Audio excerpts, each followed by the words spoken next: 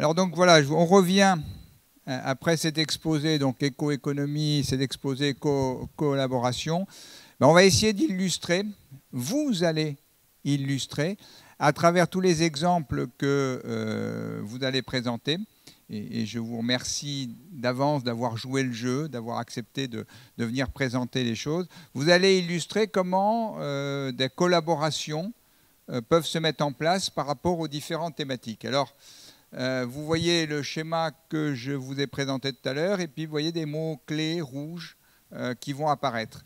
Et je vais effectivement prendre différents sujets à travers tous les exemples qui m'ont été donnés. Je les ai classés un peu arbitrairement parce que clairement, toutes les entreprises dont on va parler ont une action, je dirais, assez globale, assez systémique, mais qu'on ne pouvait pas présenter toute l'action de l'entreprise. Donc on a choisi, j'ai choisi avec les uns et les autres des angles d'attaque et je vais demander à chacun de venir présenter. Alors on va commencer par l'investisseur. Là-haut, tiens, c'est moi. Ah oui, c'est... Hop, hop, hop, hop, hop. J'avais dans la poche. Les investisseurs. Donc, vous voyez là-haut, l'ISR, c'est l'investissement socialement responsable. Inversión socialmente responsable. Okay. Mais il y a des formes d'investissement collaboratifs qui sont relativement intéressants. Et on va commencer par Eric Cohen. Et on va demander à Pierre Mendibourg de nous expliquer en... Alors, la règle du jeu, c'est 5 minutes chrono, ou moins si vous voulez, expliquer ce que c'est qu'Ericoa. Egunon, bonjour. C'est vrai qu'on avait oublié le basque. Ouais, pas moi. Donc, mais il y en a un autre qui fera pareil, je pense. Donc, Ericoa, c'est une des plus anciennes sociétés à capital risque populaire de France. Nous sommes donc 4600 actionnaires sur une population de 280 000 habitants. Donc, comme le dit le petit dessin, c'est les 4000, là il n'y en avait que 4165 actionnaires mettent de l'argent dans Ericoa, qui est une société anonyme de capital risque, qui après investit dans les entreprises, et ces entreprises, elles, créent des emplois. Et la particularité de Ericoa, c'est que son dividende, c'est le dividende social. Ça veut dire qu'on ne verse quasiment jamais de dividendes. Nos actionnaires n'ont pas mis de l'argent pour recevoir des dividendes, ils ont mis de l'argent pour permettre au territoire de créer des emplois. Donc les petits ruisseaux font les grandes rivières. La preuve, c'est que Ericoa, en ayant un capital aujourd'hui de 5 millions d'euros, en 33 ans a pu investir 11 millions d'euros, puisque quand on rentre dans une entreprise, au bout d'un certain temps, on en ressort. Et chaque fois qu'on investit 1 euro, c'est un coefficient 8. Habituellement, c'est les banques qui mettent le reste. Et ça fait 88 millions d'euros d'investis en 33 ans sur un petit territoire qui est le Pays Basque ici, 280 000 habitants. Voilà, Alors, ce qui est très intéressant dans cet exemple, c'est qu'effectivement, contrairement à des investisseurs qui veulent un rendement fort, là, c'est des gens qui veulent simplement que le territoire vive. Voilà, et c'est pour ça que vous voyez nos deux grands indicateurs, ils sont dessus. À la fin de l'année, là, 2013, on sera à 357 entreprises et on aura accompagné des entreprises qui auront sauvegardé ou créé 2700 emplois. Et ce sont nos deux indicateurs. On ne s'intéresse pas de savoir si notre action augmente. Oui, c'est vrai, mais très petit. Voilà.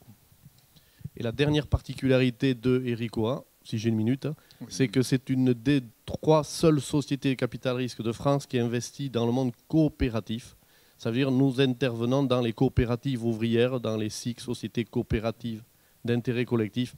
Et nous sommes la seule, quasiment, avec les outils spécifiques qui sont sur place, peut-être que Fernand parlera, qui sont à Paris ou qui sont à Bruxelles.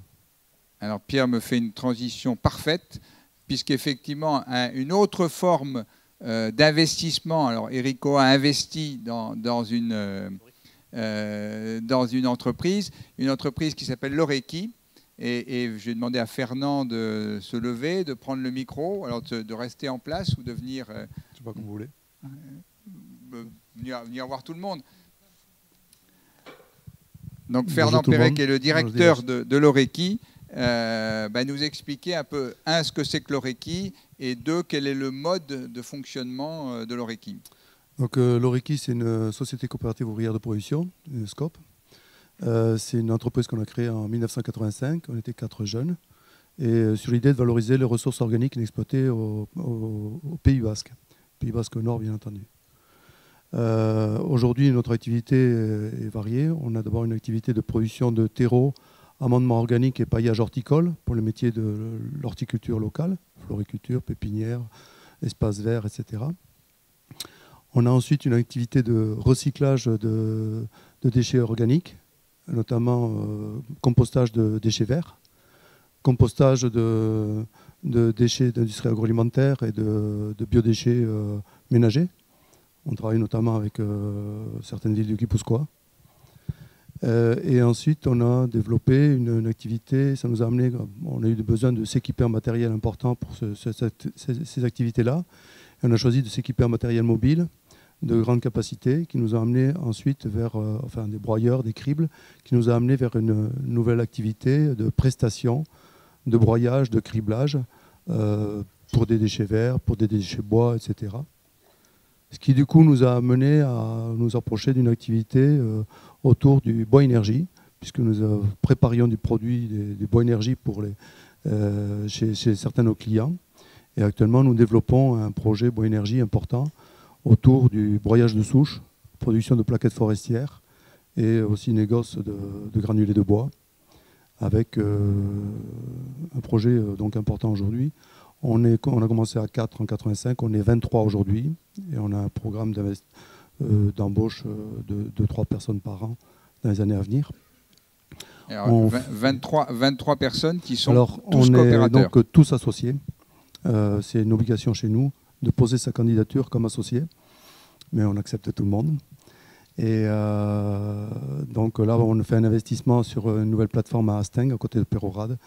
Pour vous donner un ordre d'idée, c'est quand même 3,2 millions d'investissements, d'environ 50% d'infrastructures et 50% de matériel. Et le capital investi par les salariés, c'est combien aujourd'hui?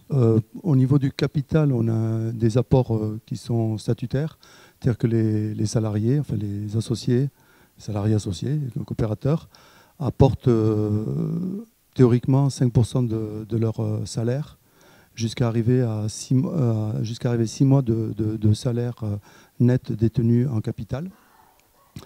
Et ensuite, ceux qui ont créé l'entreprise, on a apporté beaucoup plus pour consolider l'entreprise. Donc ce capital-là, plus sert évidemment de garantie pour emprunter, etc. Mais enfin, on a développé plus que le capital.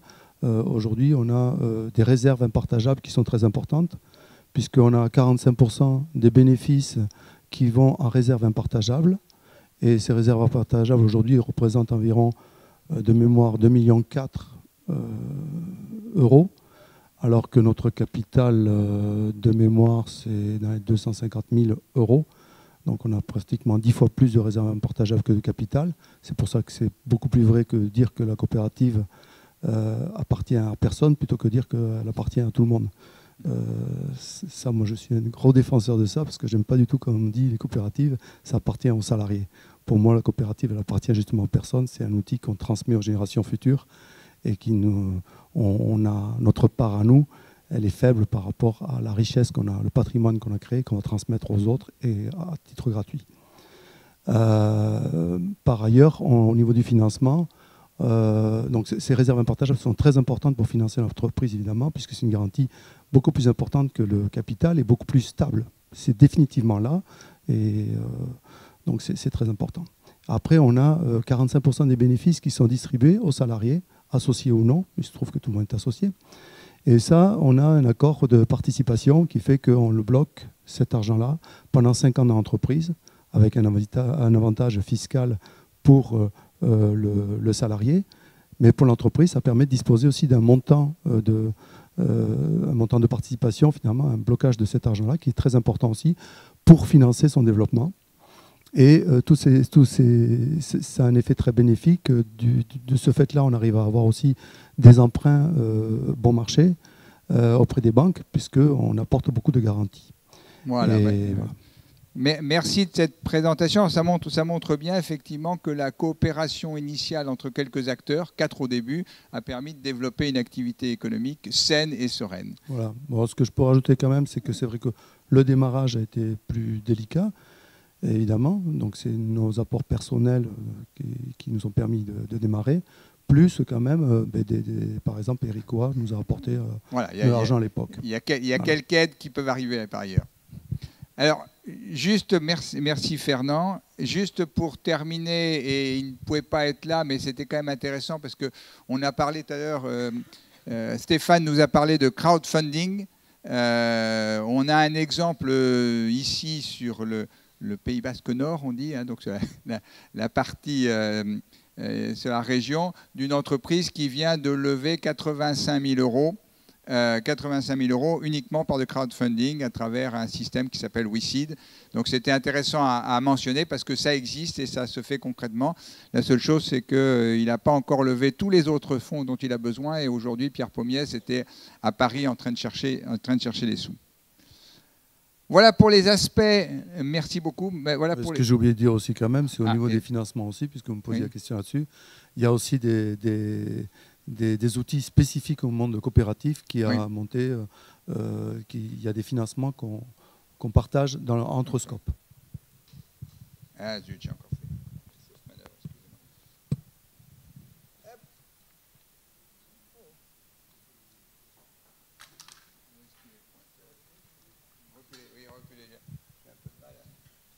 Voilà, donc première partie. Aïe, attends,